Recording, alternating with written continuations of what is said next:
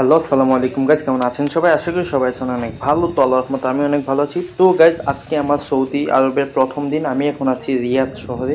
এখন আমি যাচ্ছি মাগরিবের নামাজ পড়তে। তো আমি বাসা থেকে বের হয়ে হাঁটতেছি, বাসা থেকে 2 মিনিট দূরে আমার মসজিদ। তো আমার সাথে কিন্তু আমার এই যে একজন হচ্ছে যে আমার মামা লাগে, আর একজন হচ্ছে যে মামার ভাতিটা হবে, ভাতিজা বা ভাইয়ের ছেলে বা এরকম কিছু একটা হবে, আমি জানি না, সঠিক পরিচিত নয়, প্রথম দিন যেহেতু।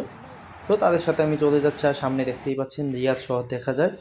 তো আমরা কিন্তু হাঁটতে হাঁটতে 2 মিনিট পর চলে আসলাম মসজিদের সামনে। ওই যে আমাদের সামনে মসজিদ দেখা যাচ্ছে। তো মসজিদে আসছি নামাজ পড়ার জন্য।